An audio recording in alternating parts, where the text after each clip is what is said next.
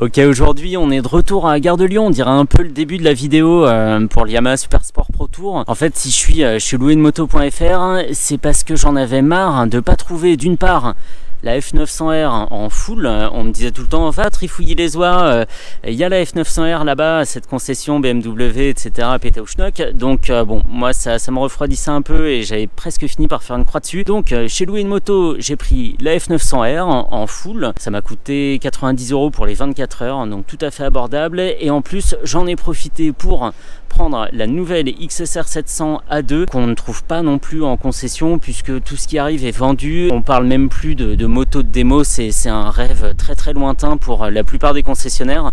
Donc il y a cette nouvelle XSR 700 en version A2 soit, mais quand même elle permettra de voir toutes les nouveautés stylistiques notamment, et il y en a pas mal. Et donc la F900R en full, ce qui va nous faire deux vidéos, hein, c'est pas mal. Comment je vais faire pour conduire ces deux motos, me demandez-vous? Mais en fait c'est pas possible, même les artistes de cirque n'y arrivent pas. C'est pour ça que je suis aidé de mon associé Julie qui va donc rouler sur la moto de ses rêves en la personne de la XSR 700 exactement, hein, comme ça se trouve tu vas te dire non mais en fait c'est pas une moto pour moi, et naze. Non, je pense pas. On va commencer par quoi? Plouf plouf, une vache dans un tonneau qui c'est pas. Hop, on va commencer par la XSR 700 et un petit peu plus tard on aura la BMW. Attends. Non, on va commencer par les BM. Je vais avoir deux questions à lui poser. Comment elle roule au-delà de 4000 tours? Comment elle se débrouille sur autoroute? Puisque dans la version A2, on n'a plus rien du tout au-delà de 4000 tours. En dessous, c'est complètement transparent entre une version full et une version bridée. Et la deuxième question, c'est comment on est en passager, puisque là, j'ai la chance d'avoir une pilote, donc je vais en profiter pour passer en passager et ça fera une vidéo complémentaire de mon essai de la version A2. Allez, on commence avec la F900R. On va pas l'essayer ici à Paris, on va aller se faire un petit plaisir, on va partir en campagne, un petit peu plus loin. On sait où on va ou pas? On sait pas? Bon, allez, on jettera une fléchette sur une carte ce soir et ça décidera de la destination de demain en fait. Là, moi, je vais aller me reposer. Bien pratique cette béquille centrale. Allez. Affichage sport. Dans l'affichage sport, on a l'indicateur d'intensité de freinage, je crois, hein, freinage. On a le pourcentage du traction control, on a un inclinomètre qui se remet à 0 à chaque démarrage, c'est un peu dommage. Il n'y a pas de... Oh! Et là, on a un chronomètre, punaise!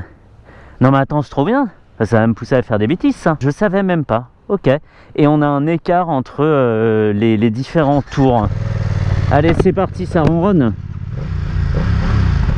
Donc je suis en mode dynamique, j'ai enlevé le mode road, je suis pas en mode rain non plus, ni en dynamique pro. Et les suspensions sont adaptées, elles sont un peu raides, mais sur autoroute, il n'y a pas de souci. Alors, la question, je le rappelle, c'est de savoir ce qui se passe au-delà de 4000 tours.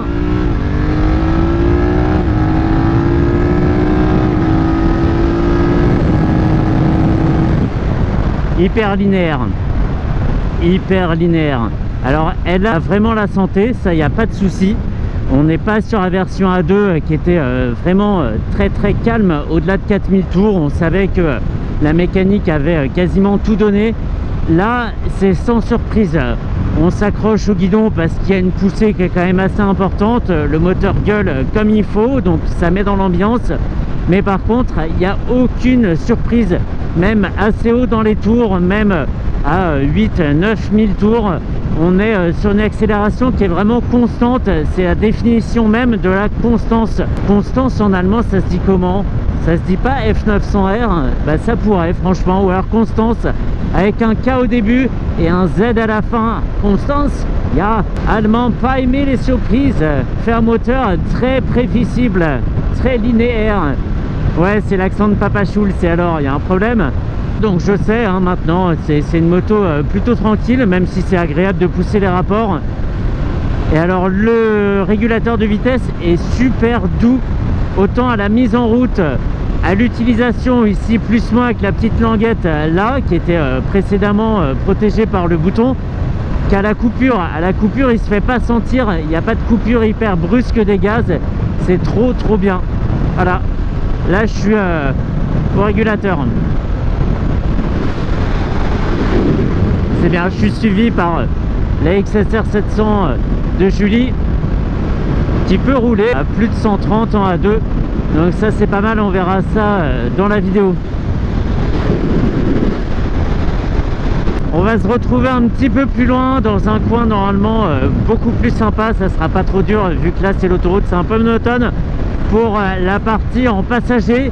Et après je considérerais que j'ai fait le tour au moins en grande partie de cette F900R en version full et en version A2. Je mets le lien de l'essai de la version A2 dans la description, comme ça c'est facile, il n'y a pas à chercher.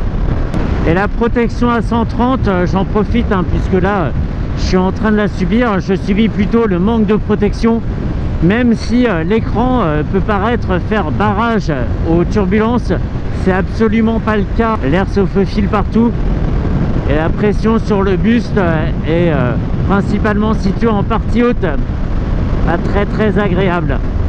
Mais bon, on s'y attendait au Roadster, on peut prendre même une mini bulle pour casser la majeure partie des... Pour casser la majeure partie des turbulences, ça suffira.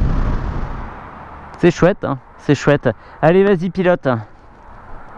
La selle fait combien? Elle fait 30 cm de profondeur, c'est une selle monobloc. C'est pas mal, ça veut dire que j'ai la place de naviguer un petit peu dessus. C'est bon, je suis prêt, je peux monter? Ok, attention, et voilà. Ok, donc là, je suis en fond de selle, il me reste 10 cm devant, je vais me mettre sur une position médiane et j'ai deux belles poignées derrière pour m'accrocher, donc ça c'est super. Tu vas te calmer, hein? Tout doux, Tornado? Eh ben, je suis beaucoup plus en sécurité là, tu vois. Ouais, mieux, plus large, plus profonde, deux bonnes poignées pour se tenir, parce que l'autre c'était une sangle. Je pense que là, je suis prêt à encaisser les folles accélérations là. Allez. Ouais, effectivement, allez.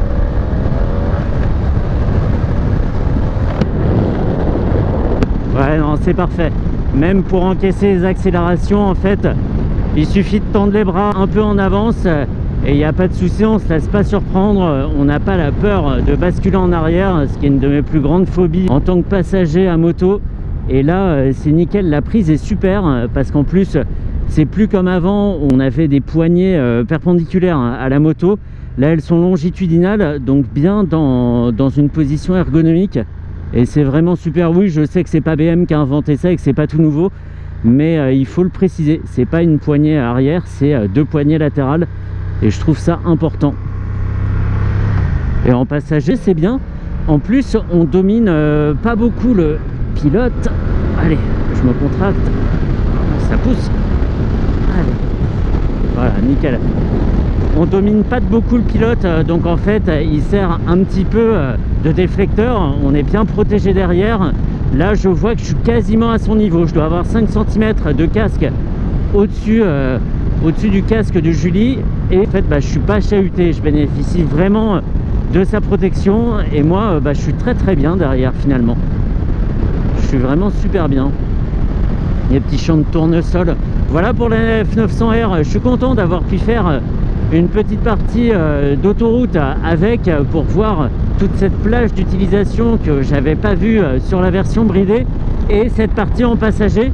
On aurait pu même faire tout le voyage comme ça, c'était vraiment easy, et j'ai même un petit peu de place sur la selle pour poser mon sac en fait derrière, donc c'est bien, ça me soulage même les épaules. Je suis très content, sans trop coller non plus le conducteur, hein. Si on n'est pas un niveau d'intimité super élevé, et ben en fait c'est parfait, on n'est pas trop proche de son pilote. Hein, très bien.